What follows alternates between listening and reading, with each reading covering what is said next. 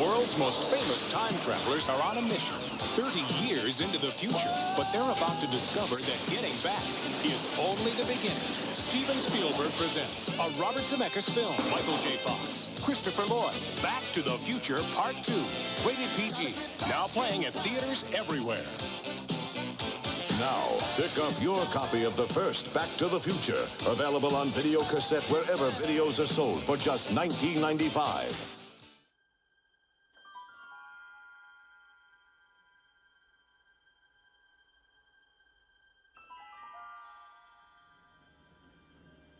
Are we back? We're back.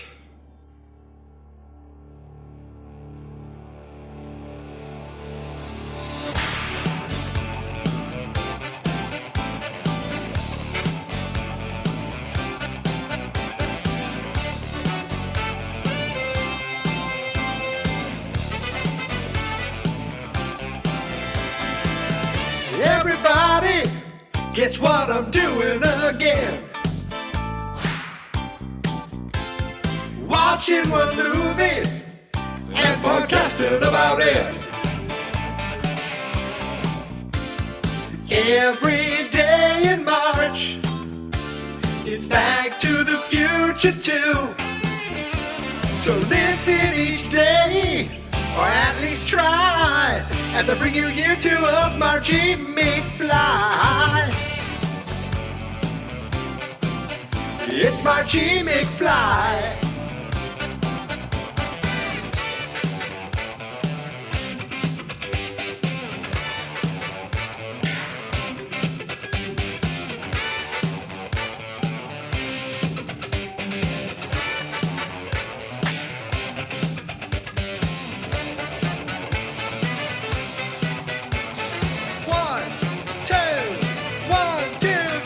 It's Marchy McFly. It's Marchy McFly. Oh, Marchy McFly. It's Marchy McFly.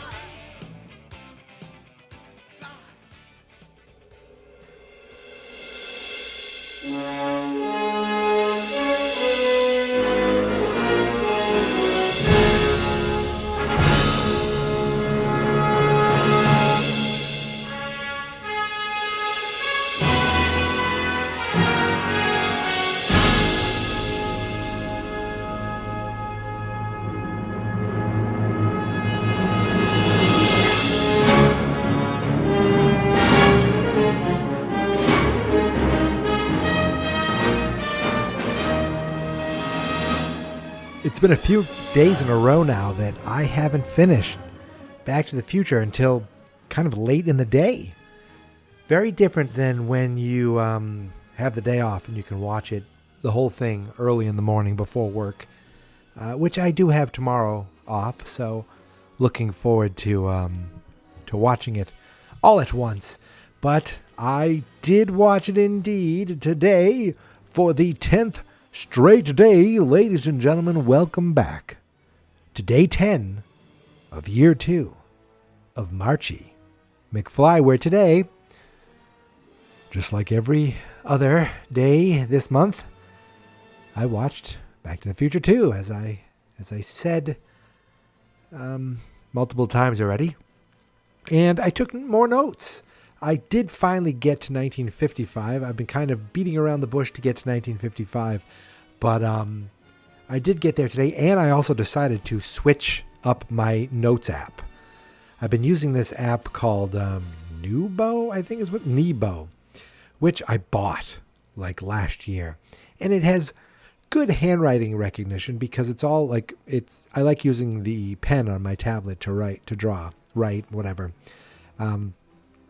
And it has good recognition, but I realize I never use the recognition. I never search for it. I never transcribe it into text, and it's very buggy, and it's almost too good where it doesn't recognize some of my chicken scratch, and it's like, what letter is this? And it deletes it. So I switched to OneNote, the Microsoft app, which is cool. Another thing I love about this is that I can write these notes and look at them on my computer, I tried using Samsung Notes. I tried using Evernote. All these different things. Seems like OneNote is the best one. And what was really cool is while I was writing some of these notes, they were showing up live on my computer screen. Very cool. And yet, I'm not going to touch any of those notes today. Those are kind of the beginning of future notes. So back on the old Nebo app, a lot of nonsense for you right there. And before we get into my notes of the day, I found an article, and I have to be honest, I have no idea if this article is worth my time or worth your time. It's definitely worth my time because it's filling up podcast time. I'm not sure if it's worth your time, but it was bookmarked on my computer yesterday. I'm looking at it right now for the first time. This is a website. Well, before I tell you about the website, the reason I think, you know what, it is kind of relevant is because I was thinking that, you know, at the heart of Back to the Future, the real, I get, for lack of a better word, the real heart of the movie is the relationship between Doc and Marty. Yes, you know, in the first one, it has a lot to do with his parents, but as the trilogy, it really is, you know, two friends who try to help each other at some insane costs, actually.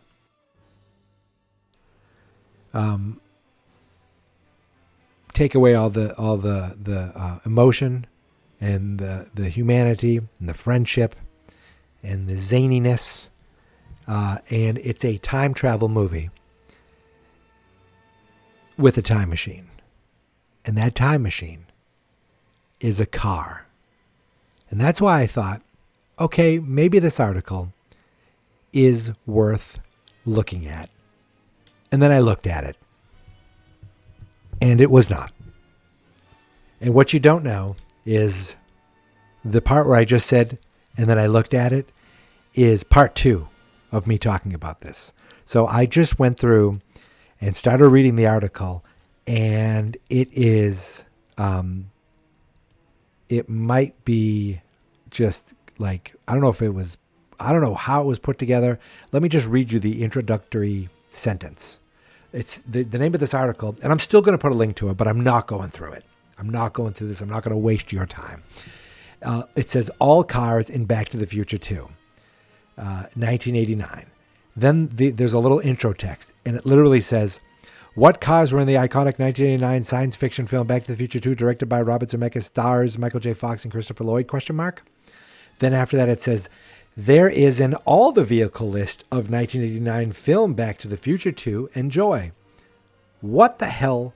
I had this bookmark on my computer for 2 days thinking, oh, this is going to be cool. It's going to show the different cars. And now it kind of does do that, but literally the rest of the article is just screen grabs and the name of the any car.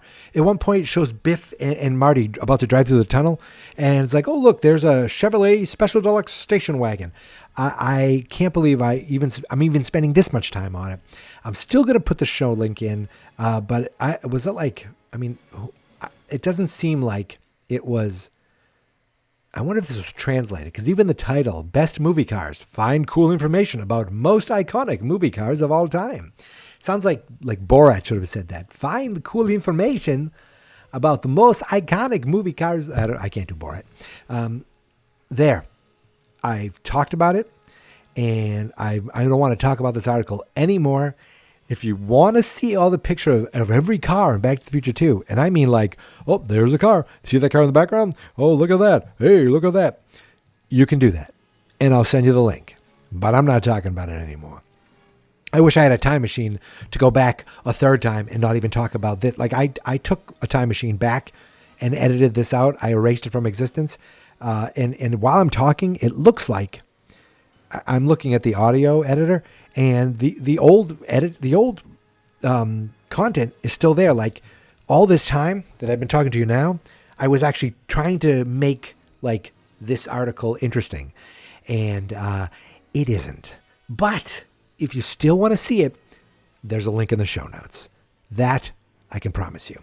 Now, speaking of notes, let's look at my notes for the day, okay? Because some of these, I feel like I pick up little new things every time, and most of them are me poking fun at this movie and picking it apart, which is tough because I do adore this movie. I just know that it's flawed. So I think, okay, so one of the things I said is Marty never asks Doc about the flying DeLorean, and Doc never explains it at all. He's like, come on, we're roads where we're going, we don't need roads. And that's cool. That's a nice, shocking thing. Then they take off into the future, and Marty's been like, what the hell just happened? Could the car always fly? And Doc's like, no. I had it hover converted because we're in the year 2015. Hover converted? What does that mean? Yes, you can get your car hover converted.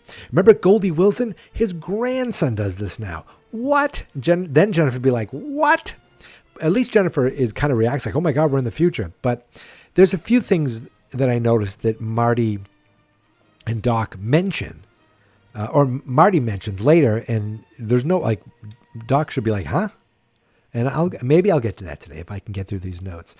I might have talked about this before. Marty says to Doc says to Marty, no one should know about anything much about their own future. But here's your son. He's arrested. You have a daughter. You married Jennifer and you live in Hilldale, but nothing else. You shouldn't know anything else about your future. And, I've talked about this Wilson family in the past. Goldie Wilson kind of turning downtown Hill Valley into like a combat zone. Not exactly like what Biff turned it into. And I wonder who the mayor was then. I bet it still was Goldie Wilson. Oh, jeez. But anyway, he's the Goldie Wilson family, withstands the time because in the future, Goldie Wilson Jr. is the mayor, and Goldie Wilson III now does hover conversions. And in that commercial for the hover conversion, he says, take your old road car because now you won't have to worry about traffic. So you get your car hover converted, you won't have to worry about traffic. Not 10 minutes later in the movie, Jennifer is taken by the police. Doc looks up and sees that is it the causeway? He goes, oh, geez, the causeway is jammed. It's going to take us forever to get there. Why is it going to take you forever to get there? Goddamn Goldie Wilson III promised me that when your car is hover converted, you won't have to worry about traffic. Now you're telling me there's still traffic? Is this hover conversion like a scam? I feel like it's probably easier to not fly to Hilldale. How huge is Hill Valley that you have to fly? I mean, later on in the movie, Doc rides his bike across town 5 minutes. Marty has skateboarded. Marty has ran across town. You couldn't just drive to Hilldale. How far away is it? I mean, we see in part 3, Marty is by Hilldale. It's not that far away. They could have just driven on the ground and saved the time from all the people flying. Maybe what happened is everyone did the hover conversion, and that is an old commercial, and they're like, we don't want to waste our time, updating it. But in fact, there used to be no traffic up there, but now there is. So yes, I wrote down Goldie Wilson III lied about traffic. Yes, I actually wrote that down because I was upset, just upset. Okay. When they're hydrating the pizza, yesterday I was reading the things off the USA Today prop, even though it was a prop from 2015, the parody newspaper, and it mentions something called the Atrocity Channel. And I didn't realize at the pizza scene, Marty Jr. has that screen on his face, and he says, pull up the Atrocity Channel. So that came from something in the movie that, you just, the 10th time in a row watching it, I finally picked up on it. They go get Jennifer in the house, and when they're running back to the house, He's like, I'm going to take the time machine home and dismantle it. Watch him when he does that. Now, it's definitely a stunt woman because she's got her hand over her face. But watch Marty watch Doc just kind of casually toss Jen, not place her, toss her into the DeLorean. I mean, that's a good little throw. Okay, now I actually have some notes in 1955. One of the first things I thought after 10 times of watching this is Biff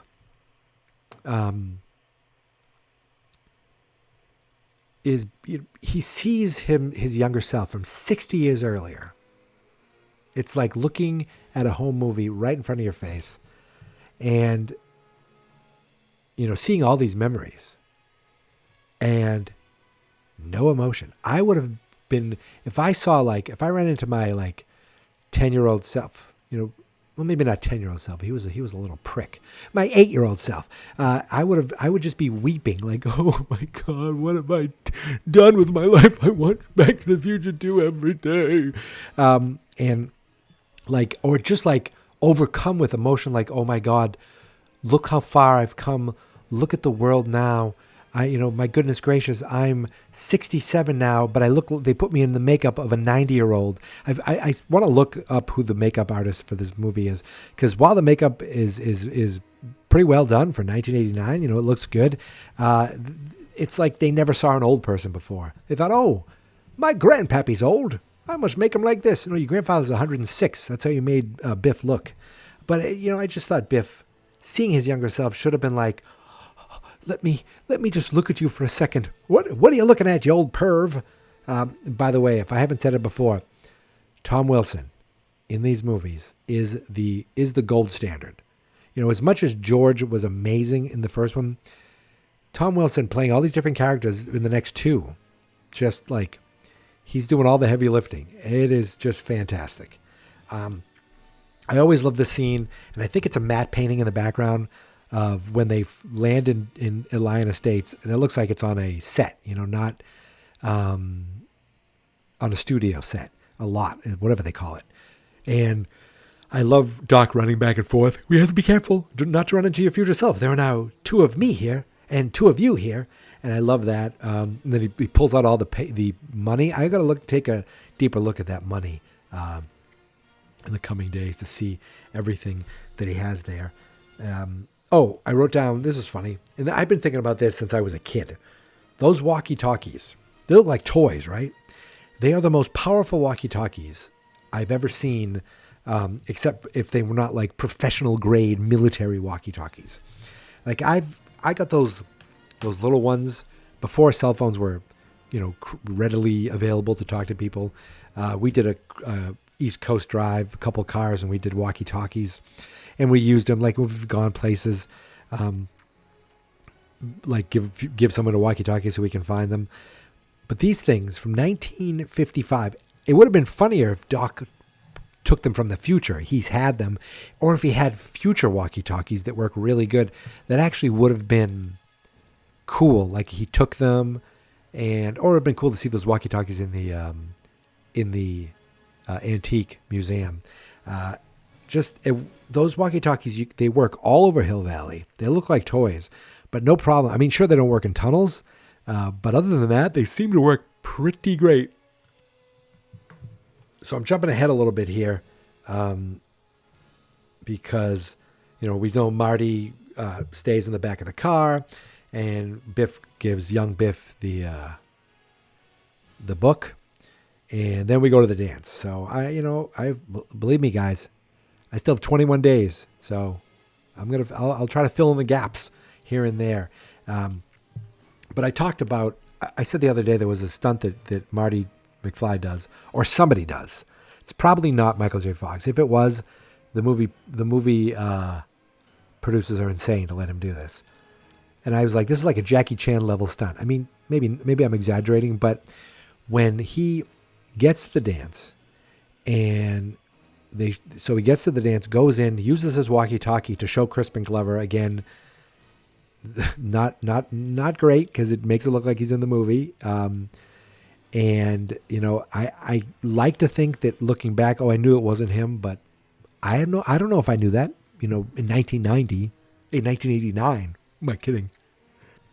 But it shows Biff holding Ooh La La. He's really holding it perfectly for the camera to see Ooh La La, and them spiking the punch. They go outside, and Marty follows them. He sends his crony off to go look for Calvin Klein, and then Marty is like right behind Biff by the stairwell, and he just very casually climbs over the ledge of the stairwell and jumps down like 10, 15 feet below onto concrete stairs. If I did that, I would have been like, okay, I'm going to get the almanac. I can't reach it. But if I just jump down there, Biff would have been like, oh my God, what happened? He would have looked down. My ankles would have been just pointing east and west. A bone would have been sticking out. And he would have been like, oh my God, it's Calvin Klein. Get him. And that would have been the end of the movie. But yeah, he landed so perfectly, like, bing. It's just like, and it's obviously, it had to be a stunt double, but that stunt gets me every time because I'm like, you gotta land that perfectly. I know it's not that big of a deal, it's just jumping down on steps, but I'm not what you would call tremendously coordinated. I twist my ankle walking on flat ground, so that just impressed me. I love Strickland and Biff's interaction, where he's like, is that liquor I smell in you? He's like, I wouldn't know what liquor smells like because I'm too young to drink. Just a very smart thing to say. And at this point, we think, or we're led to think, that Strickland takes the sports almanac. And we later find out that's not the truth. But when you think about it, there are little clues about the book actually being Ooh La La right away. So number one, why would Strickland take it? If he takes it and goes sports almanac, Mr. Tannen, highly interesting reading, like the way he said it, he wouldn't say that if it was sports. He'd be like, oh, this is interesting. He might actually say, are you into sports? This is kind of interesting. I didn't know you cared about sports. I used to play a little stickball when I was a lad. Who's your favorite player? Something else could have happened. But instead, he looks into the, he looks at the book and he's like, very interesting reading. And then he takes it.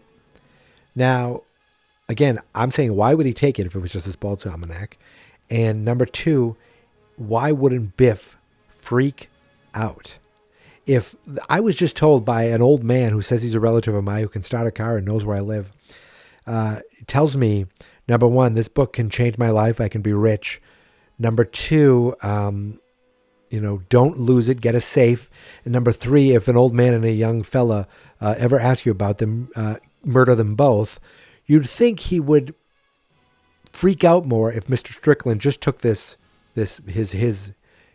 gold mine, his golden goose away from him, but he doesn't care. And the reason he doesn't care is because he knows it's just the dirty magazine. Because when Strickland's there, you see him. He's got the Ooh La La book in his hand. You see him put his hands behind his back. At that point, he slips the dust cover off the sports almanac, puts it on Ooh La La, and that's when Strickland takes it from him. Very good, swift move by Tannen, except it doesn't work. I wrote this down. I wrote, what if Biff just decided at one point, this book is amazing. Like, oh my God, I want to read this. Oh my goodness, the Super Bowl is won by what the heck is the Ravens? What is this? Who are the Titans? What are these teams? I've never heard of these teams. What the NFL? Where's the Patriots are in the NFL? What is this? What are the Patriots? Because 1955, the Patriots weren't a team until 60. I would have stayed home and just been stunned by all these things. Oh my goodness, all these World Series, yada yada yada. And imagine if he's like, I'm not going to go to the dance, and he doesn't go to the dance. And then if he didn't, then Marty would have had to get frisky with his own mom. Like, no, Biff wouldn't have shown up.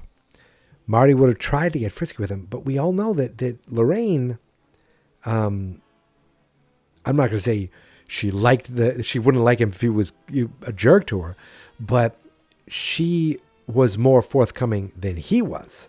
She made him feel uncomfortable before he was ever going to make her feel uncomfortable. So what would have happened is, like, because she did go for the kiss, and then it's like kissing my brother, and then let's say George shows up, and but there was some time in between, so it's just interesting what would have happened if Biff stayed home, because old Biff gave him the almanac. Things could have drastically changed by that, just because of friggin' Marty and his idea to become rich. I wrote down, thank God Strickland isn't a pervert. And I'm not saying he's automatically classified a pervert if he did this, but he didn't even look at the magazine again. He didn't take it back to his, like nowadays, a raunchy comedy would have been like the teacher brings it back to his room and he's all alone with the dirty magazine, and then you see him like close the blinds. Ooh. But nope. Mr. Strickland just puts the thing down on his desk. He may have a drinking problem because he has a bottle of something in his desk and he's pouring it into his coffee cup just to get through this dance. But he is not a pervert, which is a relief. It's very nice. It's always nice to find out someone isn't a pervert, Marty under the desk. So he comes in, he slips into the office. Again, another example of nobody having good peripheral vision. They can't hear anyone right there. They can't sense them or see them. Nothing. But him under the desk, I wrote, it's silly, but it is fun. That the moment where Strickland backs his chair up into the hand, like, I'm always like, what? How do they do that? And even today I'm thinking, so the chair must have had like a hard stop, like, because okay, let's say there's a cushion there. It's still pushing into his hand. It could hurt. And they make a sound effect that make it sound like it's hitting into him. Or the chair backs up perfectly right up to the edge, or it looks like, because we can't see, it looks like it's hitting his hand, but it isn't. Just I've always liked how that looked. It looks like it kills. Imagine if that's what hurt Marty's hand, not the car accident. So he doesn't have the car accident, but he still broke his hand because Strickland smashed it, and he had to give up on his guitar playing. So I'm almost done here. I didn't finish through these notes, but some of the stuff I can save to talk tomorrow because, again, I have 21 days to do these things. So the last thing I want to leave you with is one of the more ridiculous moments in the movie that bugs me every single time I see it. So Marty grabs the book out of the trash. He's like, ooh la la. Ooh la la. And I love that. I love the way Michael J. Fox says it. I've said it over the years. He backs up. He's like, oh no, Biff still has the book. I don't know what I'm going to do. And then through a closed window, out in the parking lot, across the parking lot, you hear George say, hey, you get your damn hands off her. You hear Biff say, go away, McFly, goes for the punch. You hear Lorraine, all these clips from the first movie. You hear as if you're standing right there. It is just ridiculous. I just like that. I don't want to say it took me out of the movie, but how the hell, like, I'm thinking, did Strickland open the window? Did I miss it? Did he open the window? I don't think he does. I might check it again tomorrow. I don't think he does. So through the window, Marty, I don't know if Marty can hear this or not. I don't know if he's going, wait again. I hear them quietly talking through this wall and window 50 yards away. Now, maybe he just realizes, oh, this is going to happen. He turns around. If they did the exact same thing, the exact same scene, and didn't show any audio, or really, really muffled audio, like you could barely hear it, it would have improved it tenfold. Like, was that always there like that? That feels like a George Lucas type thing, that they were, that like you add that audio in. And it's funny I said George Lucas because one of my notes, I mentioned something about George Lucas, but I'm going to save that for tomorrow. So yeah, just that part of them them hearing. I'm finishing on a downer sort of, but them hearing that is, or us hearing that as an audience, like we're that dumb. We have to hear that again, hear the great line read. Hey, you get your damn hands off her. Walk away, McFly. And it's Crispin Glover's voice again. So, yep, that is it, my friends. I am calling it quits for the nights. Oh, the nights turn into days. Days go passing into years. Years go passing day by day. That's from The Muppets Take Manhattan. A movie soundtrack. One of the first movie soundtracks that I almost knew by heart. I'm at the point now where I'm talking about a Muppet movie, so I'm definitely on a different tangent. So, my friends, I'm going to end this right now. Thank you guys so much for listening and sticking with me, and I apologize for this best movie cars. That was just a big pile of Mr. Jones horse manure, and I hate manure, but you can still look at it in the show notes. Click at your own risk. You know where to find me. I'm on Twitter and on Instagram at Geek Mentality. The Facebook page is simply Fans Not Experts. That's because the website is fansnotexperts.com.